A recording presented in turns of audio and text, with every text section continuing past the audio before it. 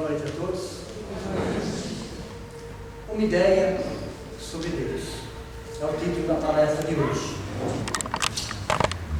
O que é Deus? Qual é a ideia que nós temos sobre Deus? Quantas ideias existem sobre Deus? Como essas ideias foram evoluindo no decorrer dos séculos, dos milênios? Realmente, esse assunto dá o que pensar. Dá muito para refletir. O que são crenças? Crenças são ideias que se tornaram verdades ao nosso senso moral. Nos servem como boias psicológicas de segurança para navegar no desconhecido mar da existência. Isso é uma crença. Ela nos serve, ela nos ajuda até um certo ponto. As nossas crenças, na verdade, é a raiz dos nossos preconceitos. Para vocês terem uma ideia, a maior linha divisória que existe entre o Oriente e o Ocidente é exatamente a ideia sobre Deus. Se existe uma linha divisória entre essas duas civilizações, a principal linha divisória é a ideia sobre Deus. Para os orientais, Deus é tudo, tudo é Deus. Para os ocidentais, que somos nós, Deus está em tudo, tudo está em Deus. São parecidas, mas essencialmente diferentes. Mas o que é Deus? O que significa Deus para nós todos os dias? Se nós fizéssemos uma pesquisa na nossa cidade, na nossa região, com 3 perguntas, somente 3 perguntas, para entender o que significa Deus, e saíssemos perguntando: você crê em Deus? Essa é a primeira pergunta. Eu garanto para vocês que a maioria das pessoas, mais de 95% das pessoas, responderia sim. Até porque já se foi feita essa pesquisa, não só na nossa cidade, mas a nível mundial. E 95% das pessoas responderam sim. Eu acredito em Deus ou em uma força maior. A segunda pergunta: qual é a sua religião? E dessemos alternativas: católica, evangélica, espírita, budista, umbandista e assim sucessivamente. Mais de 70% responderia a alguma religião, seja ela qual for. Então a primeira pergunta estaria respondida. A segunda pergunta já estaria respondida. A terceira pergunta é a mais difícil de se responder. Qual é a relação entre Deus, a sua religião e as suas decisões pessoais? Essa pergunta seria muito difícil de responder, porque nós ainda não ligamos Deus com nós. Deus ainda está longe, está nos céus, nós estamos na terra. São coisas distintas, separadas. Nos ensinaram dessa forma, nós aceitamos dessa forma. E o mundo está de ponta cabeça. Acharíamos dezenas, centenas de motivos para explicar a confusão que está no mundo, a inversão de valores, mas com certeza é a falta de Deus em cada um de nós. Mas de que Deus?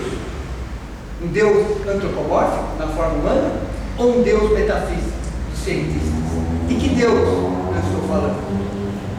Para entender Deus no século XXI, nós vamos ter que necessariamente unir 2 grandes forças, 2 grandes potências, porque não basta simplesmente entender sobre Deus, é necessário sentir Deus, é necessário usar do nosso sentimento e da nossa intelectualidade. Somente utilizando esses 2 recursos é que nós vamos entender o Deus do século XXI, esse Deus que nós precisamos, esse Deus que nos preenche, que nos dá um norte, que nos mostra realmente que vale a pena o nosso esforço.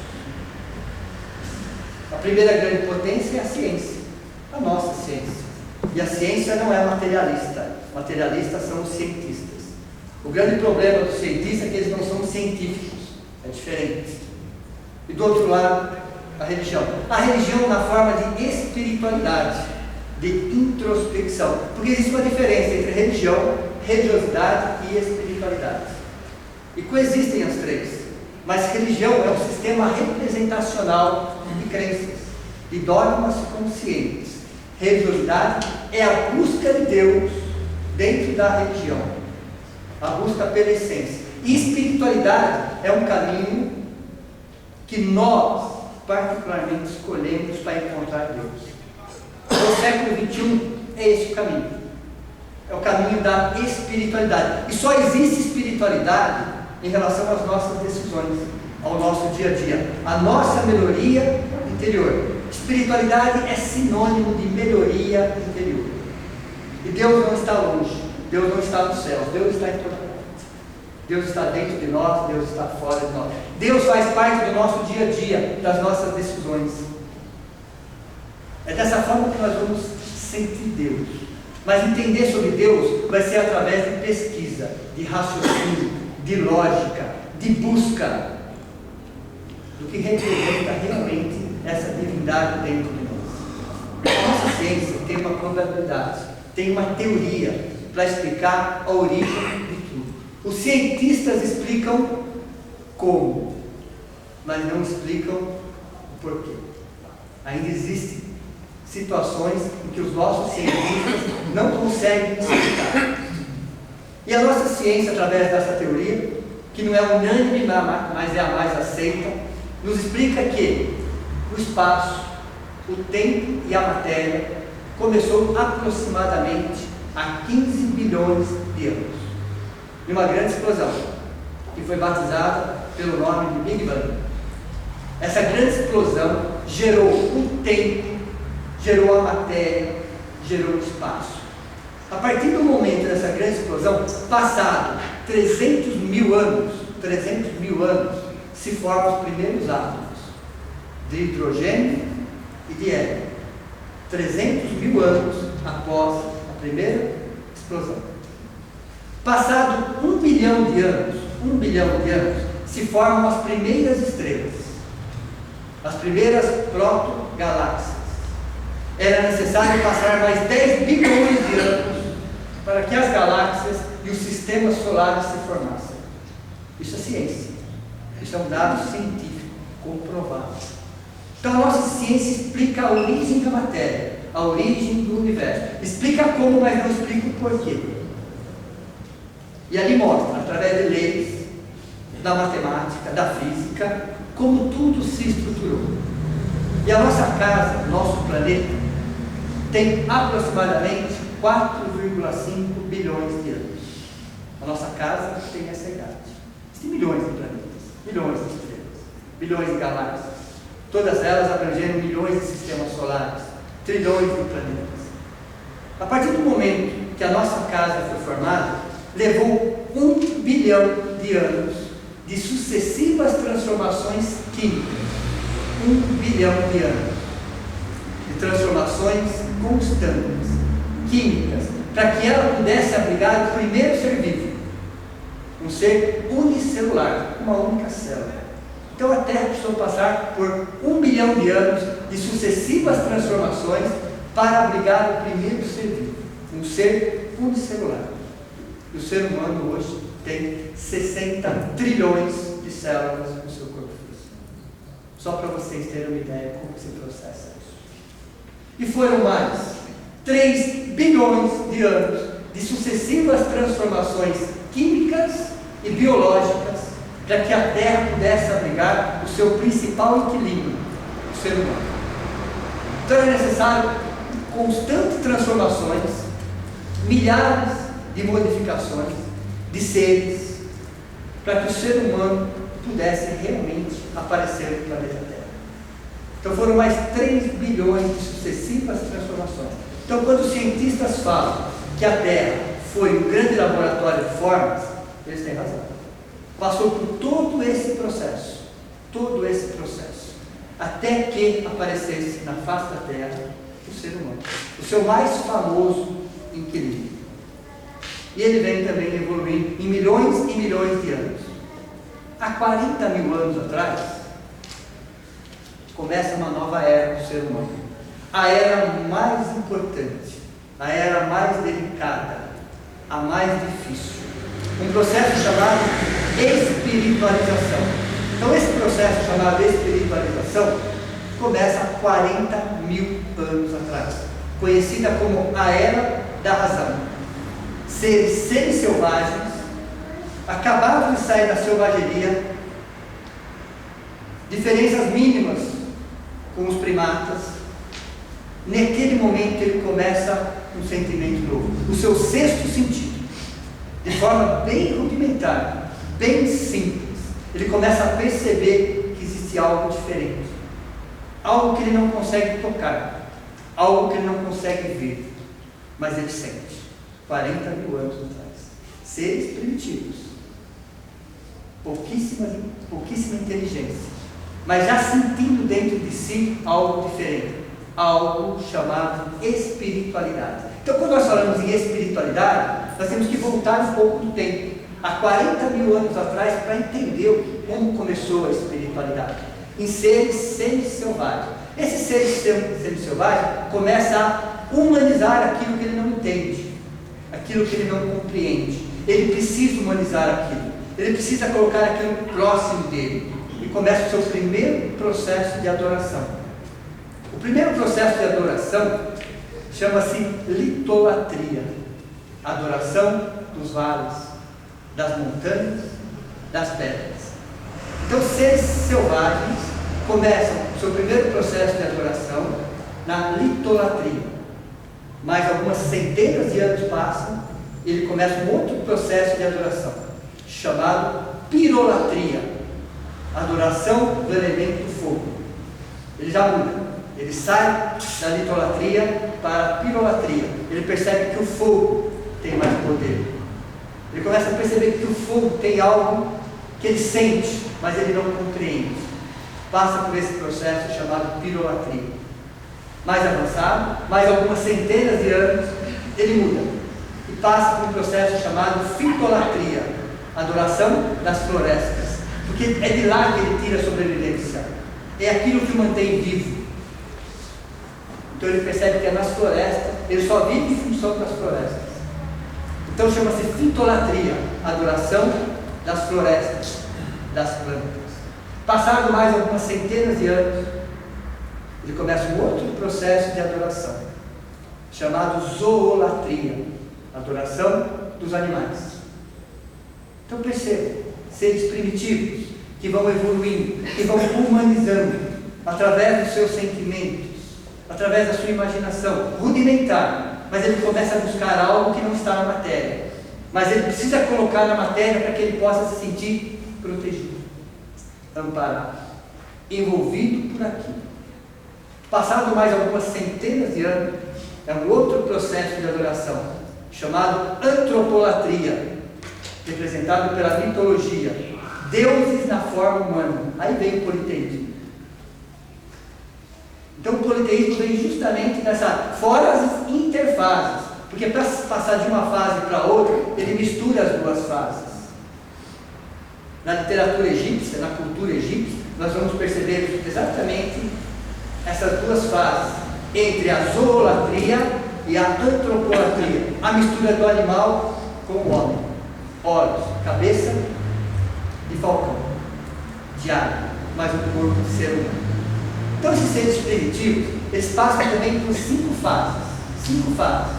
A primeira fase é chamada de horizonte tribal. São as primeiras civilizações, as primeiras uniões de seres. Eles percebem que unidos eles são mais fortes. Eles começam a depender um do outro. Então o primeiro horizonte é chamado de horizonte tribal. O próprio nome já diz. Passado alguns milhares de anos, ele passa por uma outra condição, para o horizonte agrário, o domínio das ferramentas, da agricultura. Ele começa a perceber que plantando, ele acaba colhendo, e aquilo serve como a sua subsistência. E nesse momento ele começa a estudar sobre a terra, sobre as florestas, sobre o plantio.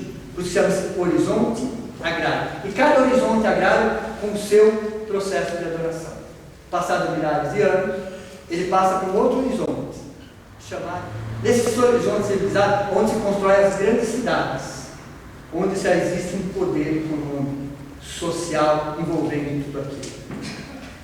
passados mais alguns milhares de anos, entramos no horizonte profético, Velho Testamento.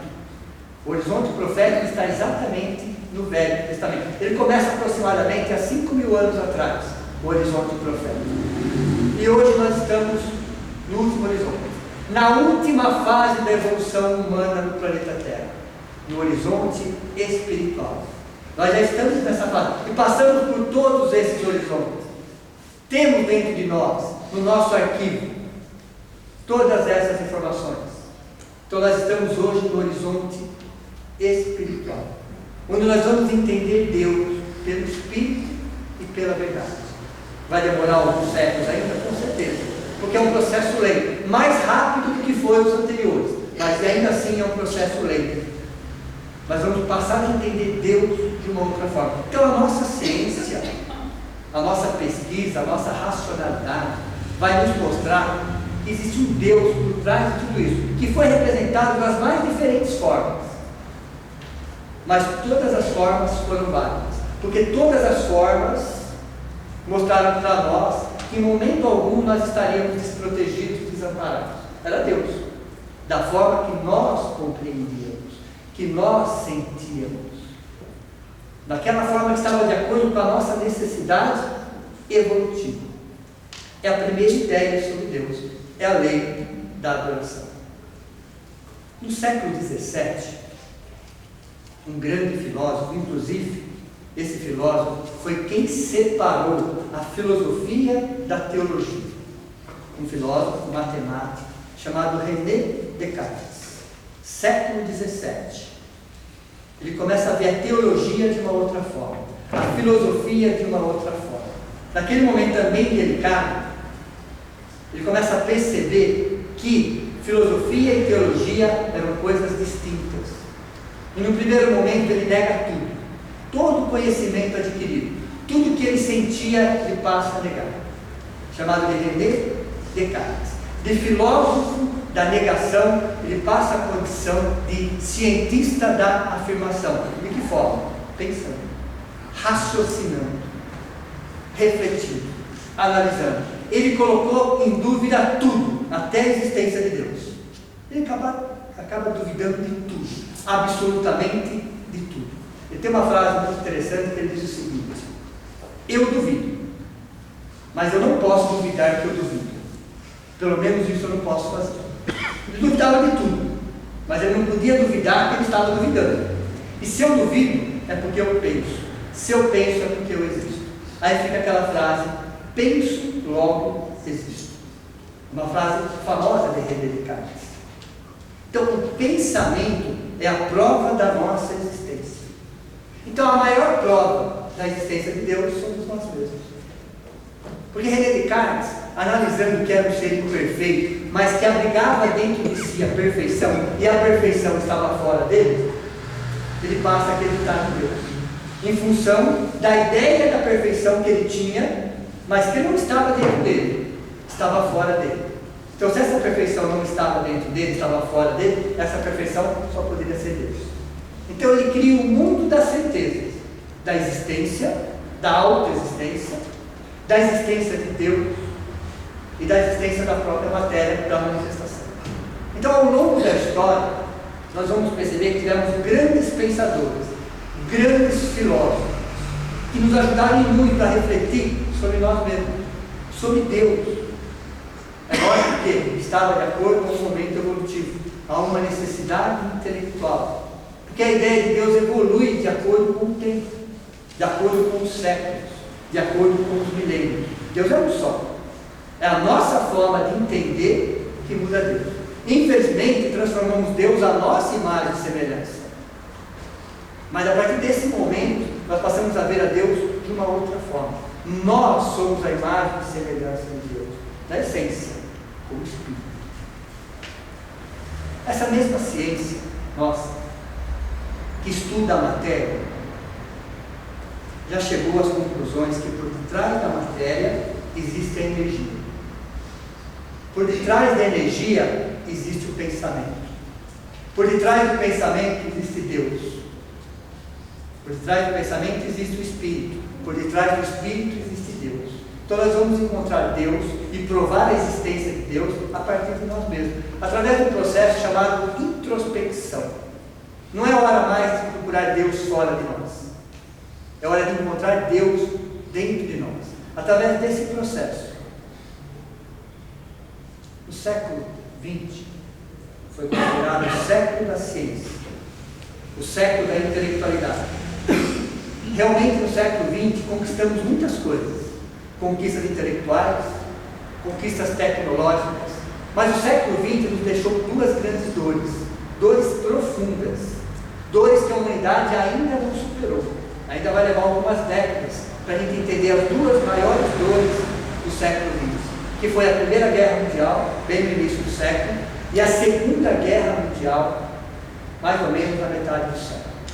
Mas o que tem a ver isso com a crença em Deus? Tudo. Tanto que, a partir da Primeira Grande Guerra, a partir da Segunda Grande Guerra, há uma descrença de Deus, uma descrença não assumida, uma descrença não assumida de Deus. Milhares foram as perguntas: cadê Deus? Na Primeira Grande Guerra Mundial, na Segunda Grande Guerra Mundial, como Deus pode permitir que isso esteja acontecendo? Mas no século XX ainda existiam religiões dominantes, ainda existia a mentalidade de rebanho, ainda tínhamos uma frase que se usa até hoje: Jesus salva. Todos nós escutamos essa frase em algum momento da nossa vida. Vamos analisar essa frase. Se existe realmente alguém que vai nos salvar, significa que eu não preciso assumir responsabilidade sobre os meus atos. Serei salvo. Jesus salva se for salvar de mim mesmo, porque não tem que me salvar. Jesus me mostra caminhos, mas Ele não vai me salvar, porque se alguém vier me salvar, eu não assumo responsabilidade sobre os meus atos. Viver para agradar a Deus é me isentar da própria vida, porque eu vou viver para fora de mim, para agradar alguém ou alguma força, pensando na exterioridade. Então é hora da gente reciclar, reconsiderar, reavaliar. Não que nós estávamos pensando ontem estava errado, não, mas é necessário ampliar os nossos horizontes. Então a Primeira Grande Guerra, a Segunda Grande Guerra no século XX trouxe uma descrença não generalizada, propalada, mas não assumida em relação a Deus. Tanto que no século XXI entrou um grande vazio existencial. E a frase que se utiliza no século XXI é uma frase parecida com a frase de René Descartes. Aquela frase, penso, logo existo. No século XXI funciona da seguinte forma: consumo, logo existo. Então a nossa existência está atrelada ao nosso consumismo. Passamos a nos sentir fortes, passamos a nos sentir amados, vivos, a partir do momento que nós estamos consumindo. Então essa crença de Deus não é uma crença, é uma pseudo-crença, que tem o valor de uma descrença, que nada mais é do que um materialismo disfarçado. Falamos que acreditamos em Deus para nos sentirmos sozinhos, por populismo, por tradição, para não ser diferente, para não ser separado das nossas relações sociais. Então perceba, nós falamos, acredito em Deus, por qual motivo? Essa crença tem que mudar, porque é um materialismo disfarçado. E o materialismo tem duas linhas de pensamento: o materialismo psicológico e o materialismo filosófico. O psicológico é exatamente relacionado às pretensões humanas, aos bens materiais, aos bens sociais. São aquelas pessoas, somos nós, que pensamos exclusivamente e 24 horas por dia no nosso bem-estar material, social, nas nossas conquistas intelectuais. São aquelas pessoas que pensam, até acreditam em Deus, para não ser diferente, por tradição, por populismo, seja lá qual for o motivo, mas pensam muito, excessivamente, na matéria, nos valores materiais, nas posições sociais. Chama-se materialismo psicológico. Existe uma outra linha chamada materialismo filosófico, que está atrelado à ciência positiva. A grande responsável por esse materialismo filosófico é a própria religião. Através de séculos de perseguições, de dogmas, foi criando na ciência um afastamento. Então, a grande responsável pelo materialismo filosófico é a própria religião. Através das perseguições, através das separações, da procura por aqueles que pensavam diferente, do martírio, das perseguições. Então foi criando entre ciência e religião uma separação. E hoje é necessário unir essas duas grandes forças, como faces da mesma moeda. Religião e ciência são faces da mesma moeda. Nós só vamos conseguir entender Deus, compreender Deus a partir da racionalidade. Entre a ingenuidade do passado e a racionalidade do presente. Precisamos entender, precisamos pesquisar, precisamos questionar. O ser humano só cresce quando ele pergunta, quando ele questiona, quando ele vai em busca, quando ele não se acomoda. Ele pode até aceitar uma situação, mas ele tem que ir em busca de algo maior, através da ciência, que a ciência faz parte do ser humano, mas através do sentimento, porque o sentimento é inato. Existe uma teoria hoje, chamada TDI, Teoria do Design Inteligente, ou Teoria do Desenho Inteligente. Essa teoria é nova. Diz o seguinte: são cientistas que não estão relacionados a uma religião. Esses cientistas estão comprovando que existe algo além da matéria, que existe uma complexidade por trás dos mecanismos da vida, que não dá para explicar somente pelas leis do neodarwinismo, das leis da evolução. Então são cientistas comprovando, através de uma complexidade da própria vida. E o olho humano é o melhor exemplo dessa teoria. Então é impossível explicar o olho humano somente através das leis evolutivas, leis materiais. Duas grandes ciências que revolucionaram e continuam revolucionando o pensamento humano: a biologia e a astronomia. Essas duas grandes ciências ampliaram de tal forma a visão humana frente à vida, frente ao universo, que realmente as religiões ficaram para trás. As religiões acabaram ficando para trás devido às conquistas dessas duas grandes ciências, que nasceram no século XIX, que se aprimoraram no século XX, que vão se afirmar no século XXI. A biologia que explica os mecanismos da vida, do micro até o ser humano. A astronomia que explica desde o início até a complexidade do universo, dos planetas, dos sistemas solares. São duas ciências que estão ao nosso alcance e que com certeza vão nos ajudar a entender Deus. Essa é a segunda ideia de Deus. A primeira ideia é a lei da adoração. A segunda ideia é exatamente a inteligência estrutural da natureza, do micro ao macro, comprovado cientificamente, como se existisse algo por trás, algo não tangível, algo não palpável, mas algo que existe, algo que dá forma, algo que estrutura, algo que nos mostra realmente que por detrás da matéria existe energia, por detrás da energia existe o pensamento, por detrás do pensamento existe o espírito, por detrás do espírito existe Deus. Mas é um Deus diferente, é um Deus completamente diferente, é um fator gerador imanifestado manifestante. Olha que conceito de Deus: um fator gerador imanifestado manifestante. É um conceito novo para nós, é algo para se pensar. Um Deus que não se manifesta, mas ao mesmo tempo nós sentimos a presença, pelo próprio universo, pela própria natureza, pelo próprio ser humano.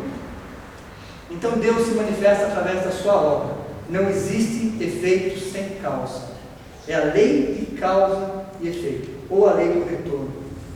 Essa terceira comprovação da existência de Deus. E Allan Kardec tem uma frase que diz o seguinte: a maior prova que Deus existe é a impossibilidade de provar que Ele não existe. Então, no século XIX, Allan Kardec, que era um cientista, já nos mostrou isso. E hoje, no pleno século XXI, a nossa ciência está comprovando que os nossos sentimentos são muito mais fortes do que nós podemos imaginar. Que não existe nenhuma força maior no universo do que a força do pensamento. Mas o pensamento é o efeito, a causa é o sentimento. O pensamento somente é um veículo de transporte que viaja à velocidade da luz. Mas que por trás do pensamento existe o sentimento. E nós somos o sentimento da nossa essência. Porque nós somos Deus. Jesus já nos disse isso.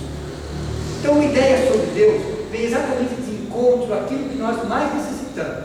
De um lado, a intelectualidade, a racionalidade, a pesquisa, a razão, a busca, o questionamento.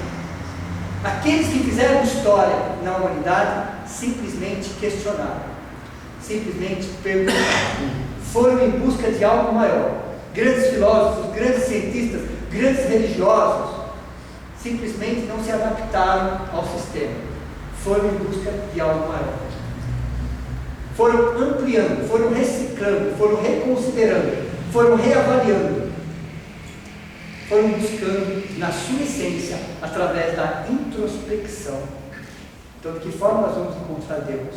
Através do silêncio da própria alma, na busca da nossa verdade. Então, existe um processo chamado interiorização. É a busca pela nossa essência.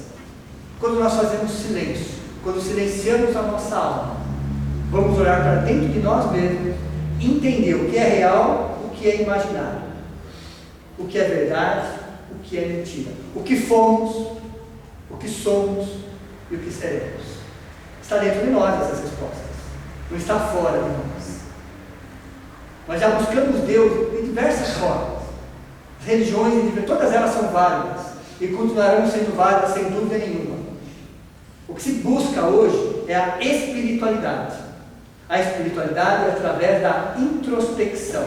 A espiritualidade é através do conhecimento, através do silêncio interior, da busca de nós mesmos. O grande problema do ser humano é que ele perdeu a sua referência. E a referência do ser humano é Deus.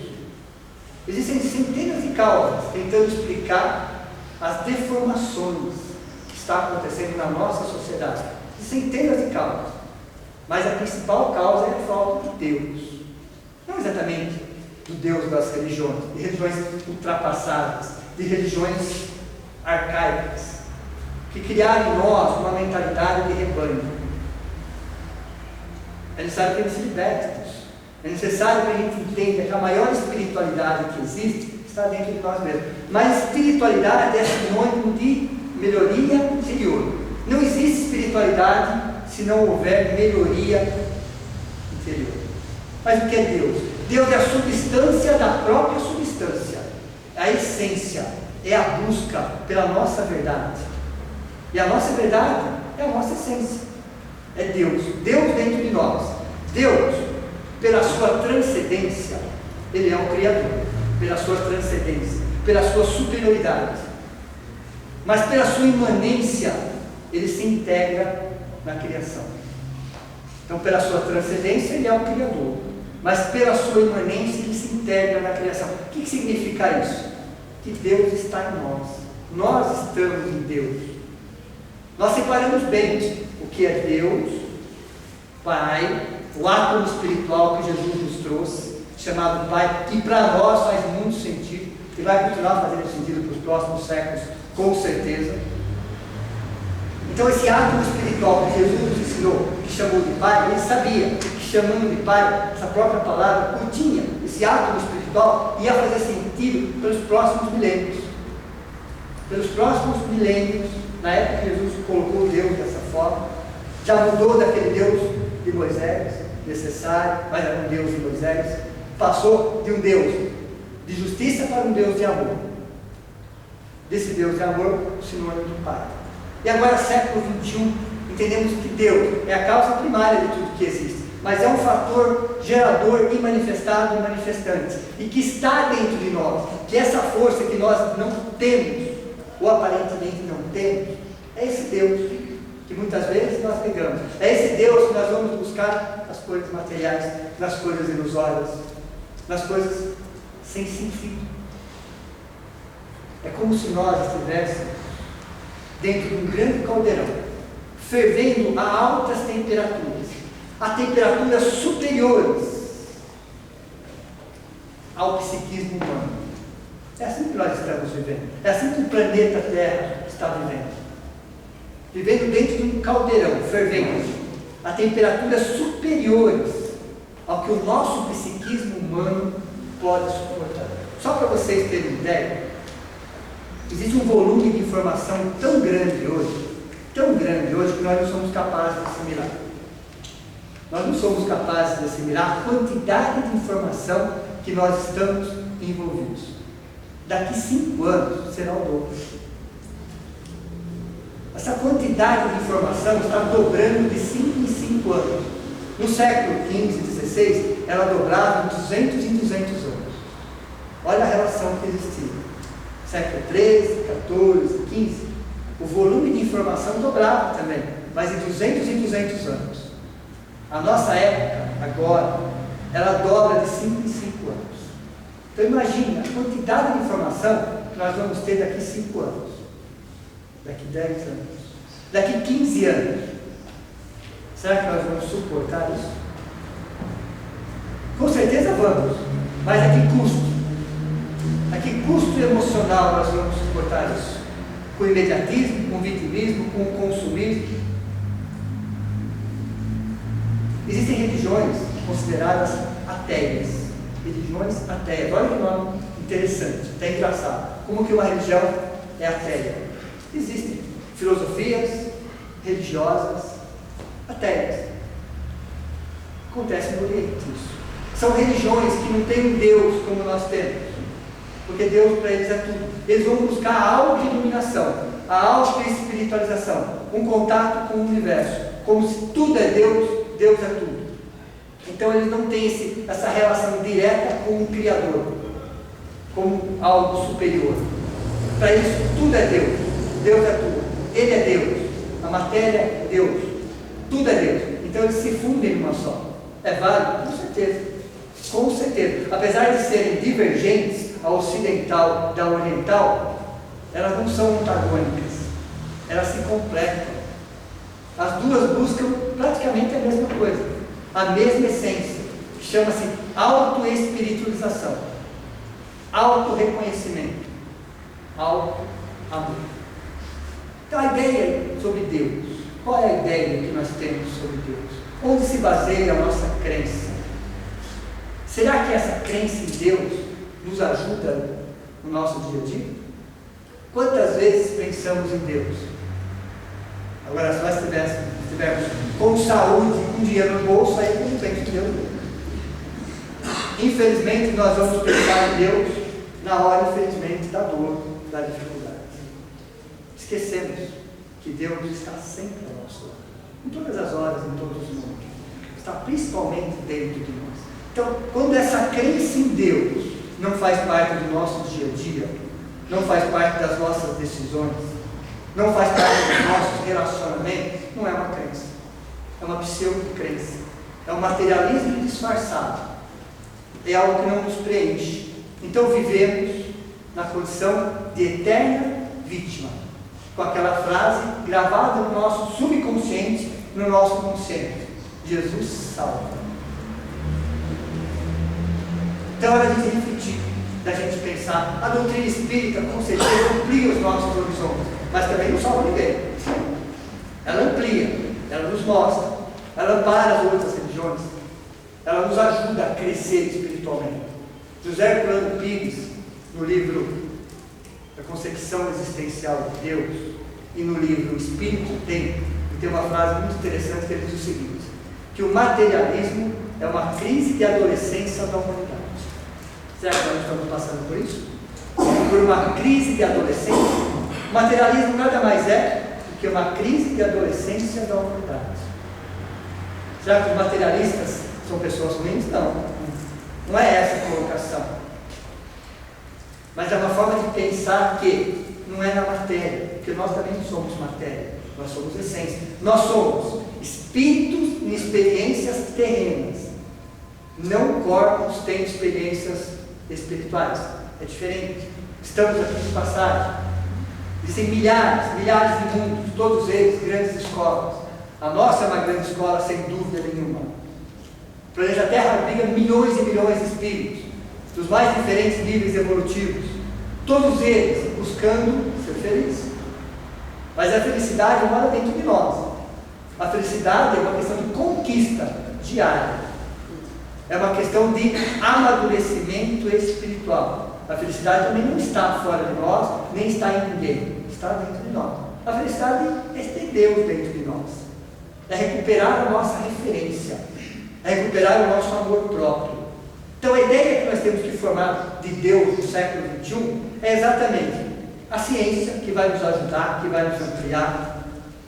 Mas do outro lado, o sentimento. Não podemos separar. Grandes cientistas como Albert Einstein não eram ateus. Thomas Edison não era ateu. Voltaire, grande filósofo, não era ateu. Sócrates, Platão. Então percebam que grandes cientistas e grandes filósofos da história da humanidade, nenhum deles. Todos eles acreditavam num Deus diferente. Eles acreditavam num Deus diferente porque eles pesquisavam. Porque eles tinham a ciência lado a lado com eles. Não aceitavam simplesmente. Era necessário ver. Era necessário crer. Então é crença por um estado, espiritualidade por um estado de consciência. Não exatamente por... É uma espiritualidade por estado de consciência. Não exatamente por crença. Porque crenças são verdades, são ideias que se tornaram verdades ao nosso senso moral. Crenças são ideias que se tornaram verdades ao nosso senso moral. E o apego emocional às nossas crenças é a raiz dos nossos preconceitos. Nos apegamos tanto emocionalmente às nossas crenças, às nossas convicções, que nos tornamos pessoas preconceituosas. Então todo aquele que pensa diferente é alguém que é meu inimigo. Perceba como nós ainda não estamos amadurecidos emocionalmente. Intelectualmente sim, emocionalmente ainda não. Ainda questionamos Deus, porque questionamos a nós mesmos. Questionamos a nossa capacidade de crescer, de evoluir, de aprender, de estudar. Ainda ficamos atrelados, acomodados a uma situação. Ainda precisamos de muletas, de exterioridades. Ainda precisamos. A humanidade ainda precisa disso. Nós ainda precisamos disso. Mas quando o ser humano entender que o que ele precisa está dentro dele, que o Deus que ele busca em todos os lugares está dentro dele, que é uma força superior, que está em todos os lugares, que move o mundo, o primeiro motor do mundo chama-se Deus. É Ele que move todo o universo, todos os planetas. É o pensamento de Deus que estrutura. O que é o universo senão o pensamento estrutural de Deus? O universo nada mais é do que o pensamento estrutural de Deus. E o que nós somos? Criaturas de Deus. Então carregamos Deus dentro de nós. Mas um Deus de amor. Mas não é de um amor sério. De um amor que pensa. De um amor que reflete. De um amor que busca a essência. E essa essência é o próprio Deus. Essa essência somos nós mesmos. Boa noite a todos. Boa noite.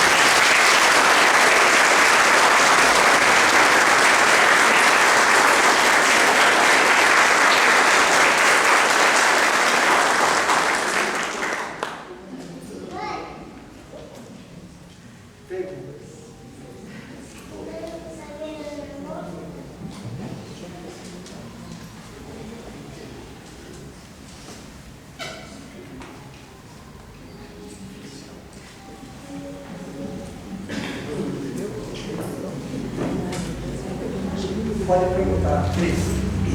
Como o homem vai descobrir, entendeu, essa potencialidade, esse eu divino? Como ele consegue descobrir isso? Como ele consegue descobrir a espiritualidade? Entendeu?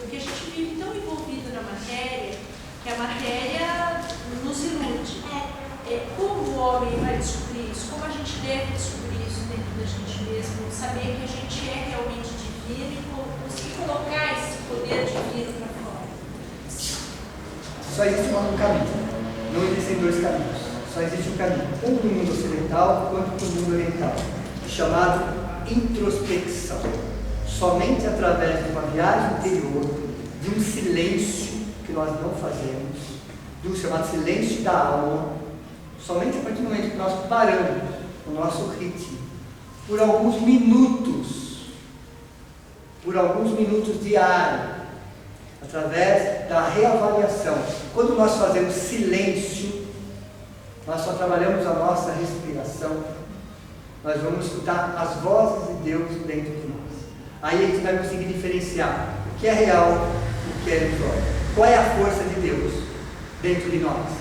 Quais são as nossas potencialidades? Só existe um caminho, um único caminho. Para chegar a esse caminho, todos os caminhos são válidos, mas chama-se introspecção, silêncio interior, no âmago da própria alma, no silêncio, na busca silenciosa, quando paramos de fazer barulho, quando não vamos buscar respostas prontas, frases prontas, quando simplesmente ficamos somente atentos à nossa respiração. Só isso. Passamos a escutar o nosso coração batendo. Esse é o segundo passo. O terceiro passo, a gente começa a perceber que as ideias começam a se formar dentro de nós. Essas ideias é a nossa essência divina, que nesse momento eclodem do inconsciente para o subconsciente para o consciente, porque já está tudo lá. O grande problema nosso, Cris, é que nós fazemos muito barulho, é que nós vamos buscar respostas prontas, é que nós queremos tudo de forma imediata, pronta, acabada. Queremos, qual é a fórmula da felicidade? Qual é a fórmula para se encontrar Deus? Não existe fórmula, existe algo chamado introspecção. Aí sim, todos os caminhos são válidos, mas se não passarem necessariamente pela introspecção, ficarão na superficialidade, não vão atingir a nossa essência. Nós nos encheremos de informações exteriores, que ficam no nosso cérebro, mas não chegam ao nosso coração. Então é necessário a busca pela informação, sim, mas o silêncio interior. Esse é o único caminho que existe. Aí todos os caminhos que levam ao silêncio interior são válidos, sem dúvida. Mas é através do silêncio interior, da introspecção, da interiorização, da busca pela essência, que nós vamos entender o que acontece dentro de nós. Aí quando nós temos aquela confusão mental, sem caminho, milhares de informações, quando nós silenciamos, a vida nos mostra o caminho. A vida sempre nos leva para o melhor caminho. Nós pegamos atalhos, diferente. Quando aquela frase que nós conhecemos, que Deus escreve certo por linhas tortas, está errado. Está errado aquela frase. Deus escreve certo por linhas certas. Somos nós que pegamos atalhos. A estrada que leva a Deus é uma estrada reta. Nós é que pegamos atalhos. Diferente. Então Deus não escreve certo por linhas tortas. Ele escreve certo por linhas certas. Nós pegamos atalhos. Então são conceitos que nós temos, que precisam ser reconceituados. Tudo bem? Completando essa ideia, você já falou algumas vezes que Deus comunica com a gente através da natureza. Exato. Isso fica subjetivo para nós, uma vez que nós somos extremamente materialistas, e ainda que a nossa natureza está sendo deteriorada por obra do homem mesmo. Como a gente poderia casar essas duas ideias com Cristo, com que você respondeu, com esse contato mais direto com Deus, com essa comunicação mais direta? A Neji fez uma pergunta: como seria o contato com Deus? Nós só teremos contato com Deus através da natureza, através da sua criação, através da sua alma. Leonardo Boff, grande teólogo, estudioso, filósofo, ele explica exatamente isso. Ele passou dezenas de anos estudando teologia, filosofia. A mãe dele tinha 8 filhos, extremamente analfabetos. Naquela época, extremamente analfabeto.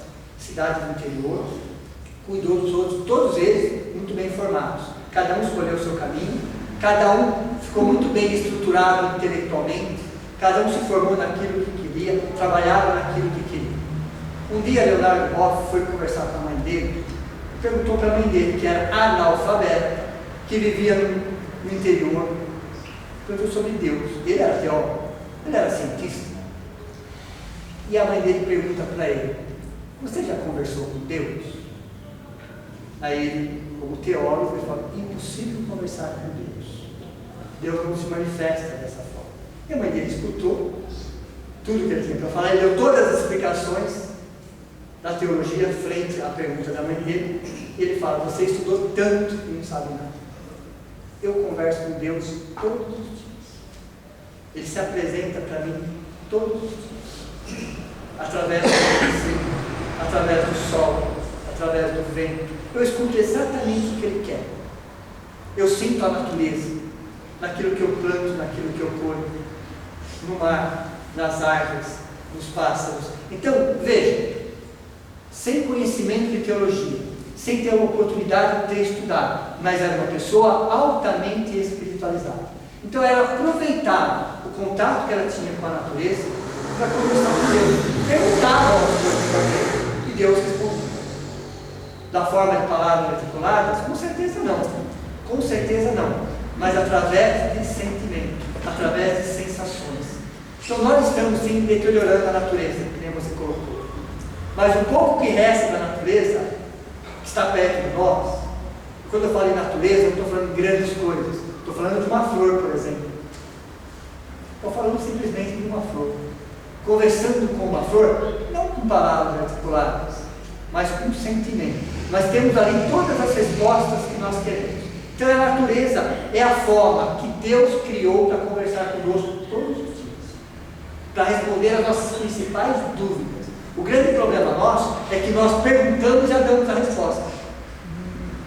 Nós já temos respostas para tudo, prontas. Então nós perguntamos, já damos a resposta e mostramos o caminho. Nós não damos tempo para que a natureza, para que Deus converse conosco. Então nós falamos tanto, fazemos tanto barulho, que não encontramos respostas nenhuma.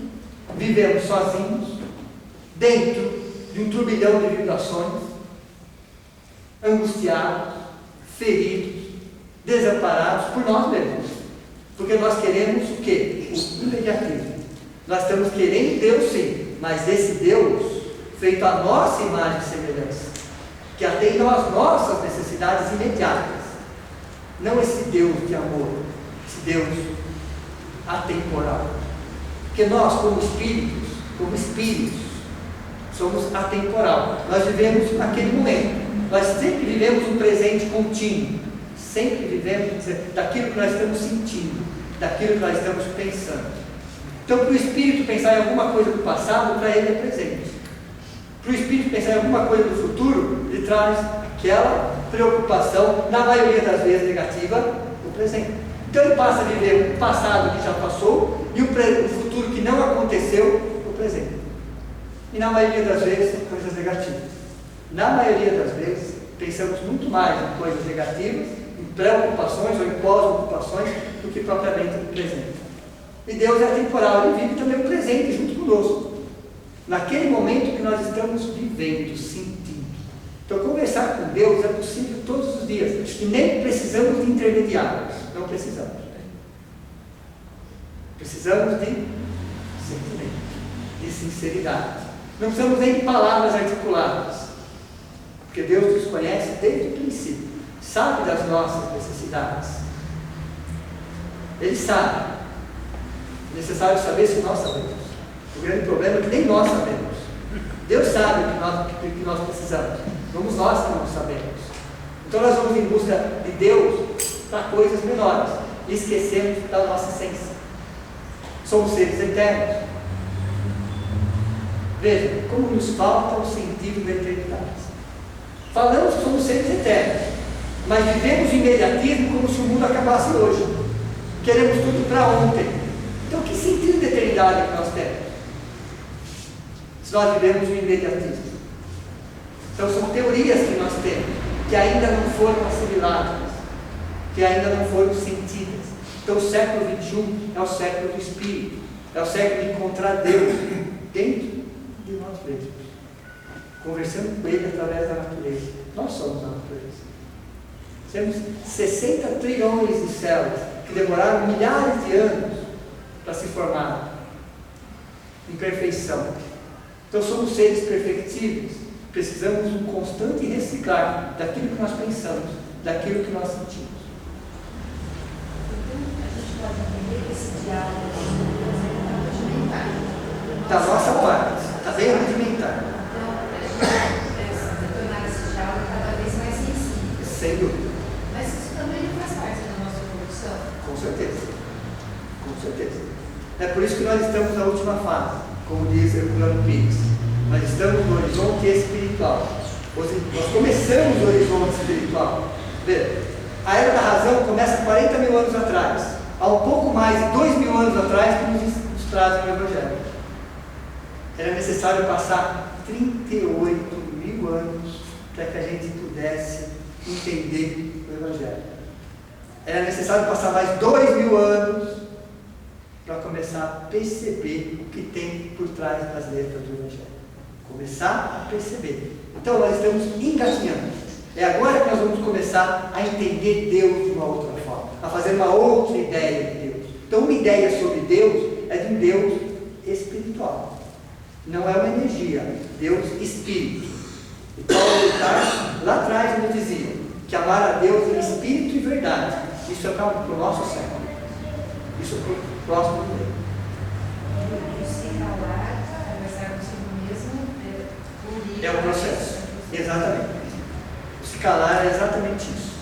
É um processo de automodelamento. Por favor, explica a diferença entre introspecção e meditação. Porque se você falou que nós precisamos entrar em contato com Deus na introspecção, o oriental, eu conheço um pouquinho, ele tem a teoria da meditação, mas não meditação no sentido de pensar sobre alguma coisa, mas fazer vazio, esvaziar o auto-egoísmo para fazer verdadeiramente espaço para que Deus pode se encontrar dentro da própria pessoa. Então é isso que você pensa em termos de introspecção? É exatamente isso. É exatamente isso. São palavras parecidas, mas na essência falam basicamente introspecção e meditação dessa forma é praticamente a mesma coisa. Existe alguma possibilidade que o centro pode oferecer cursos meditativos?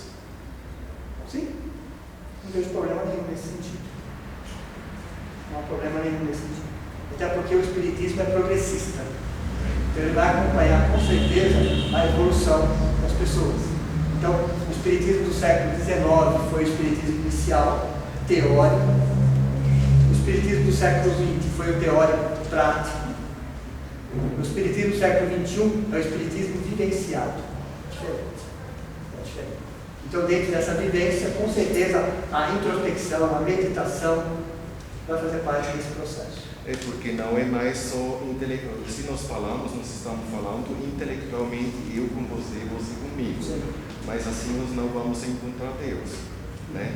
Nós não vamos encontrar assim, desse jeito. Não. Então eu estou entendendo a mesma coisa.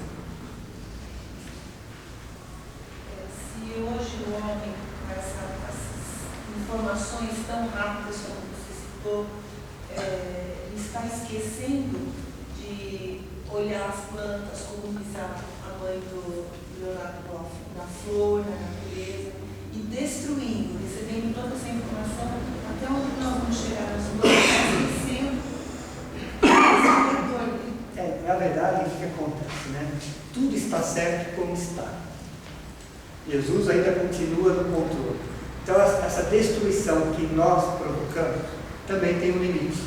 Nosso livre-arbítrio tem um limite. Então, nós só vamos naquele ponto que nos é permitido.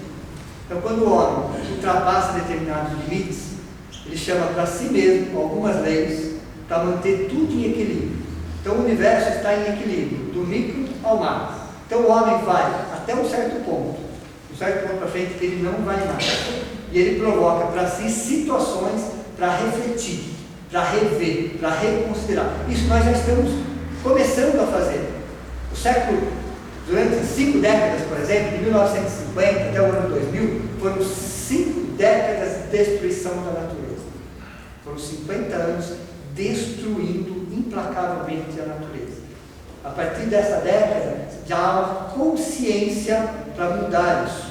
Então, as novas gerações, com certeza, vai levar mais algumas décadas até que essa ideia se fortifique. Isso só com as gerações, para novamente voltar ao equilíbrio. Então, quando nós falamos que o homem está destruindo, realmente está. Mas o processo é mais lento, porque as novas gerações já têm uma outra consciência. E o homem só vai até um certo ponto, até onde Deus permite. Então Deus permite que ele chegue até um certo ponto, e que ele aprenda aquelas lições, ou pelo amor, ou pela dor. É uma escolha nossa.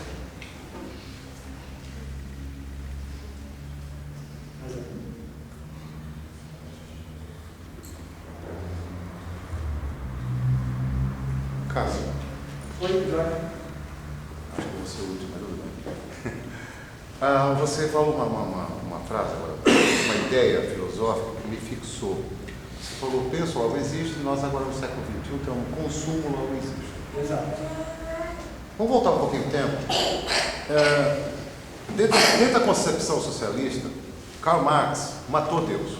Sim. Se ele matou Deus, então ele acreditava nele. Sem dúvida. Muito bem.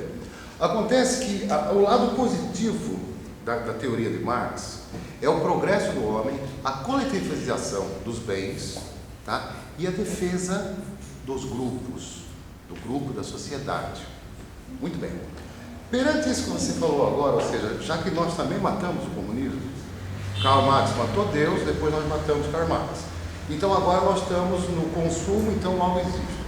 Será que não precisa entrar numa contramão filosófica da história para nós pensarmos um pouquinho mais em coletivo? Pensarmos um pouquinho mais na destruição da natureza de forma tal de eliminar o desperdício e pensar nessa questão que foi ensinada no final do século XIX por Marx? O que acontece, Eduardo, é que nós, como sociedade, isso sempre aconteceu, toda a história da humanidade, existem registros nesse sentido. A sociedade só aprende pelos extremos. Então ela sai de um extremo e vai parar no outro extremo, até chegar ao ponto de equilíbrio. Então ela não sabe chegar ao ponto de equilíbrio, ela tem que andar pelos extremos. Certo. Se Karl Marx fez aquilo com Deus, é porque naquele momento a ideia que existia sobre Deus, o poderio das religiões, era de tal forma que estava anulando a capacidade de pensar do ser humano. É a velha mentalidade de rebanho. Então, era necessário uma ideia que destruísse aquela, ou tentasse pelo menos, que destruir impossível, mas que amenizasse aquele poderio das religiões ultrapassadas, arcaicas e materialistas, porque nós trocamos o reino de Deus pelo reino da terra. Então, Karl Marx foi para um outro ponto, um outro extremo. A própria sociedade percebeu que aquele outro extremo também não preenchia. Então, era necessário um retorno novamente. Então, a sociedade, ela aprende a caminhar, infelizmente, pelos extremos. Pelos extremos. Então, ele tem que destruir para aprender a construir. Ele tem que perder para aprender a valorizar. Então, nós, como seres humanos, seres extremamente apegados, extremamente possessivos, imediatistas, nós trabalhamos pelos extremos, pelas sensações. Então, a partir desse século XXI, é necessário um ponto de equilíbrio entre os extremos. É entender o que existe por trás da forma. Então, o grande desafio do século XXI é sim encontrar Deus. Não um Deus antropomórfico na forma humana, nem um Deus metafísico, mas um Deus existente. Um Deus que está dentro de nós. Somente através do silêncio, da meditação, da introspecção, que nós vamos encontrar esse Deus. Não existe outra forma. As religiões nos ajudam, as doutrinas nos ajudam, mas nos ajudam. Elas nos ajudam a caminhar com as nossas próprias pernas. E se nós ainda achamos que alguém vai nos salvar, significa que nós vamos ter que reavaliar isso. Nós precisamos aprender a nos responsabilizar pelos nossos próprios atos, pelos nossos pensamentos. Então, a partir do momento que eu me responsabilizo pelo que eu falo, pelo que eu faço, não preciso ninguém me salvar. A partir do momento que eu não ajo mais para agradar a Deus, mas ajo de acordo com a minha consciência, isso me faz um processo de aprendizado. Então, viver para agradar a Deus me isenta de viver, de aprender com os próprios erros. Então, são os erros que eu aprendo a crescer, a evoluir, a reaprender. Então, através das próprias experiências que o ser humano vai encontrar realmente o que ele precisa. Mas o que ele precisa não está fora dele, está dentro dele.